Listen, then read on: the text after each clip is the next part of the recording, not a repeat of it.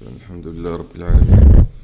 On commence avec la première leçon de mathématiques de niveau temps commun scientifique, l'ensemble des entiers naturels, n arithmétique. Donc on a trois paragraphes. Divisibilité dans n, plus grand commun diviseur, et la troisième paragraphe c'est le plus petit commun multiple. Donc la divisibilité dans n, les diviseurs et les multiples. Les entiers naturels forment un ensemble n. Son note n commence par 0, 1, 2, 3, 4, ainsi de suite. Tous les nombres qui n'ont pas une partie décimale, c'est-à-dire les nombres entiers. Définition. A et B, deux éléments de n.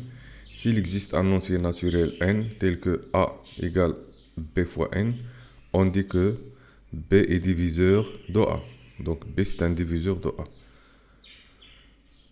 Ou bien A est un multiple de B. A est un multiple de B. Ou bien A est divisible par B. C'est la même chose. Remarque, le nombre 0 est un multiple pour tout entier naturel. C'est-à-dire, tout entier naturel s'écrit sous cette forme. Donc, pour tout entier naturel, on a, par exemple, 0 est un multiple de tout entier naturel. Donc, on peut écrire ici 0. Donc, 0 égale n fois 0. Donc, 0 est un multiple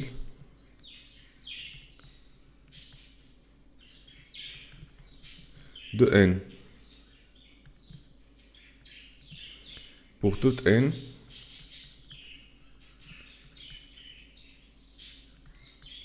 appartient à n. Donc, 0 est un multiple de tout entier naturel.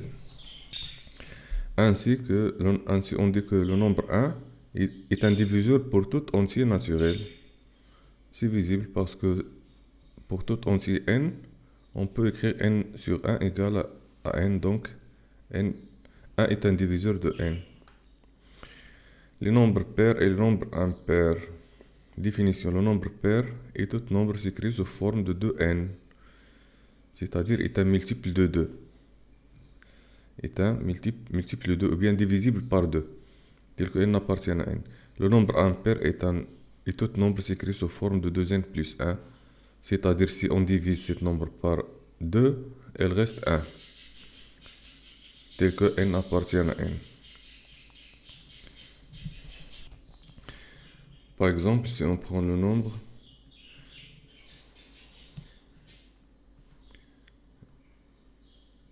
7.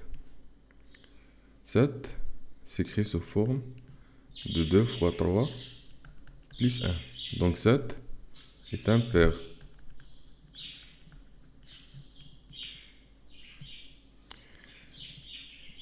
Par contre, 20, si on le divise par 2, il s'écrit sous forme de 2 fois 10. Le reste c'est 0. Donc 20 est pair.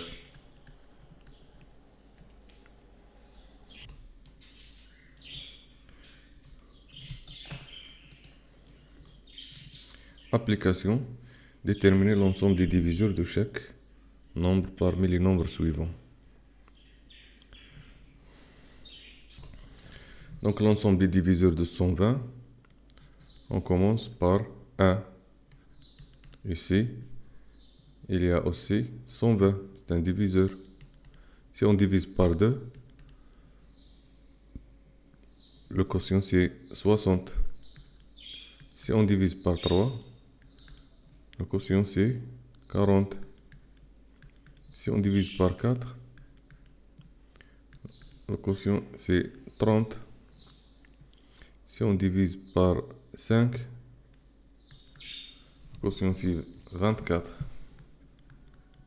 Si on divise par 6, le quotient c'est 20. Si on divise par 8, Le quotient. Le quotient c'est 15.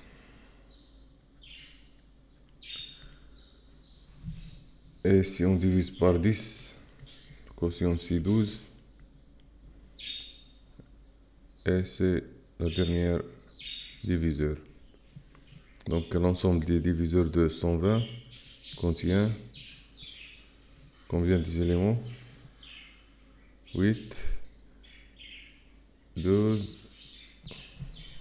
16. Maintenant, les diviseurs de 51, 58. Si on divise par 1, le quotient c'est 58. Si on divise par 2, on trouve 29. Est-ce qu'il y a un autre diviseur? Donc il n'y a pas d'autre diviseur. Pour la troisième nombre, si on divise par 1, on trouve 310. Si on divise par 2, 155. Si on divise par 5,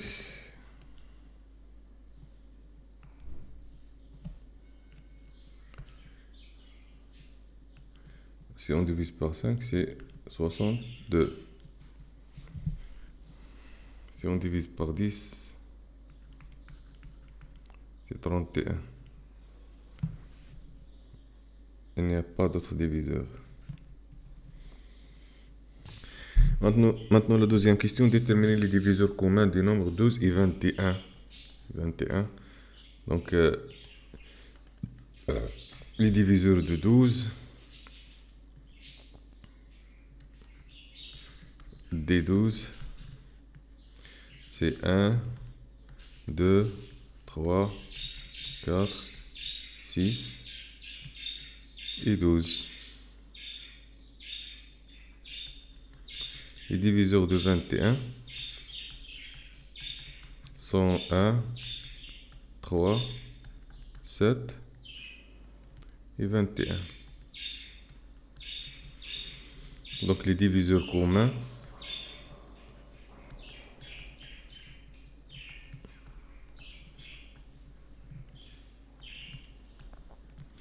de 12 et 21 sont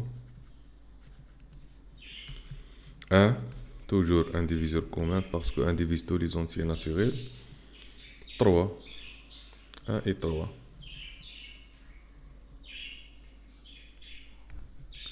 Donc on a deux diviseurs communs pour les nombres 21 et 12. Donc pour la troisième question, soit n appartient à n, un entier naturel tel que et x et y deux nombres tels que x égale 2n plus 7 et y égale 4n plus 2. Montrer que x est impair et que y est pair. Donc la première question. Donc n un entier naturel. N un entier naturel. X égale à 2n plus 7. Y égale à 4n plus 2. Donc, on montre que x est impair. X égale à 2n plus 2. On décompose 7 sous forme de 2 fois 3 plus 1. Et on factorise les deux premiers termes par 2. n plus 3 plus 1. On pose k égale à n plus 3. Donc x est égal à 2k plus 1. Et par suite, x est impair. De la même manière, on factorise ici par 2. 2 en facteur de 2n plus 1. On pose k' égale à 2n plus 1. Donc,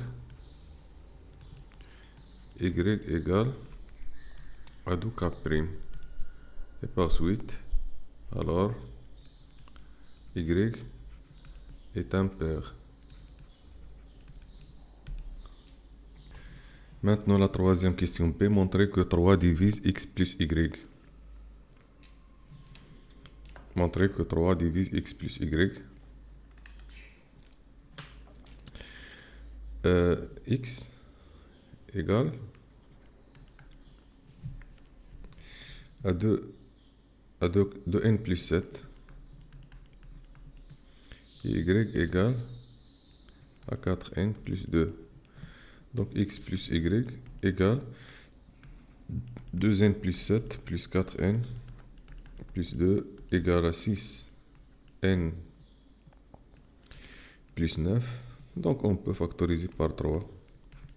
3 en facteur de 2n plus 3 et par suite, donc 3 divise x plus y. Et ça y est.